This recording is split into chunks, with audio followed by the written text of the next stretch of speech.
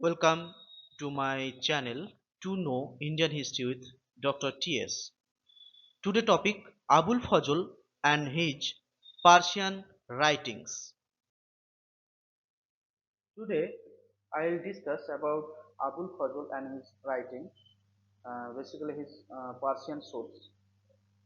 Abul Fazl was also known as a Abul Fadl and Abul Fadl Alami, was an Indian scholar, writer, historian and politician, military commander, philosopher, etc., who served as a Grand Vizier of Mughal Empire from 1579 to 1602.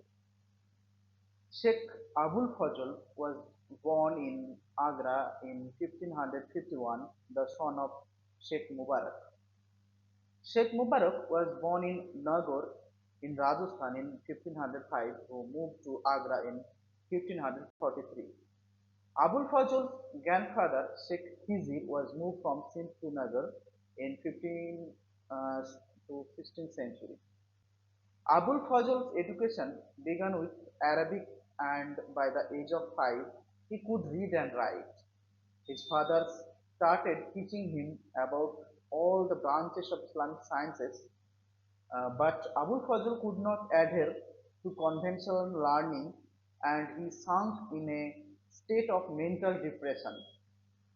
Abul Fazl was the first historian to write the secular and rational history of India, and Abul Fazl strongly supported and promoted the concept of Shulekul of Akbar.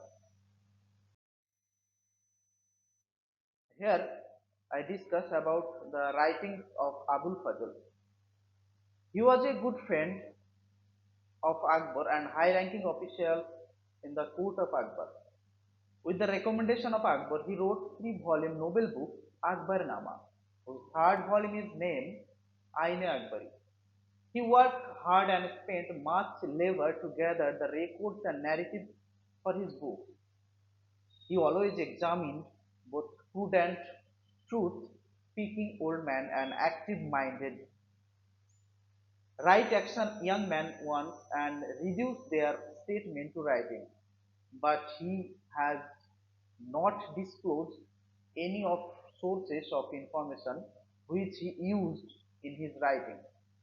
Abul Fazl wrote three important books such as Akbarnama, Rukate Abul Fazl and Insai Abul Fazl.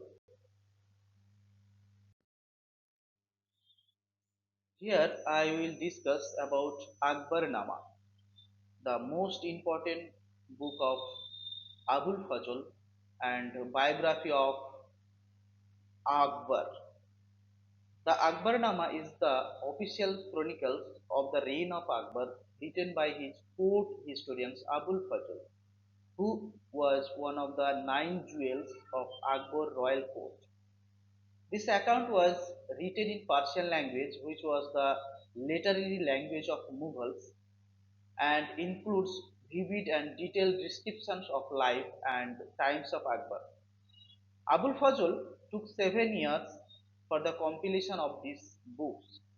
The original manuscript contained many miniature paintings supporting the text thought to have been illustrated between 1592 to 1594 by at least 49 different artists from Akbar Imperial Workshop, representing the best of the Mughal school of painting and masters of the imperial workshops, including Baswan, whose use of portraiture in its illustration was an innovation in Indian art.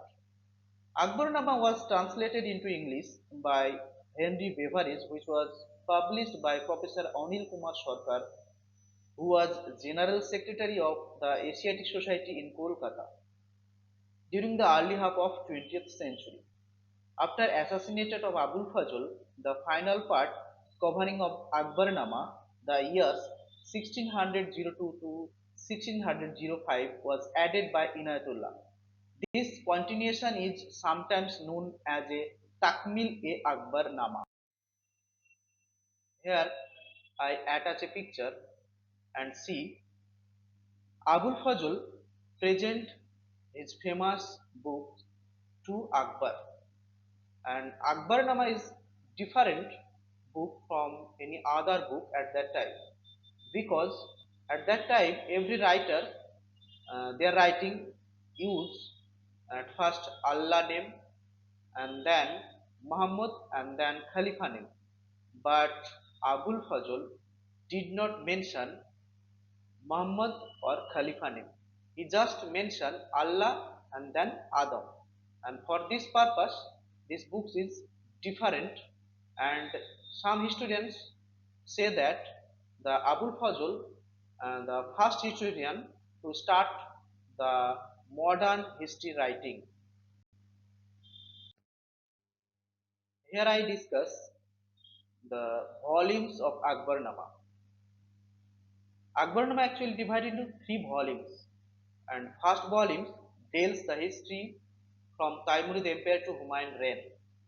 Abul Fazl also mentioned in these volumes that the Shahin Shah Akbar was a 53 descendant of Adam, who listed ancestors of Akbar in Akbarnama, and all of whom come as a king, kings of king, kingdom bestowers, and king makers, and governed the world by God, given wisdom and true insight. I take this information from Akbarnama, translated by H. Beveridge, page number 143 to 145. It is important to note that the Abul Fazl give information about Brahma of India, whose teachings and practices are observed by the majority of Indians, and agreed the revolution of world consists of four ages such as Satyug, Treta Yug, Dwapar Yug, and Kali Yug. The second volume of Akbarnama discusses about the 46 years history of Akbar reign until 1602. In this volume, Abul Fazl discussed the political achievement, cultural development, and religious thought of Akbar. The second volume provides information about how Bairam Khan and Akbar won the second battle of Panipat against Hemu, an Indian warrior. Here I will discuss about third volume of Akbarnama, which is Aine Akbari, which was translated into English by Heinrich Blockman and H. S. Jarrett. It is important to note that the Abul Fazl did not mention Tudormal in his Aina Akbari, who played a significant role to develop the revenue administrative system of Akbar. Aina Akbari is divided into five books. The first book, called Manjile Abadi, which deals with the imperial household and its maintenance.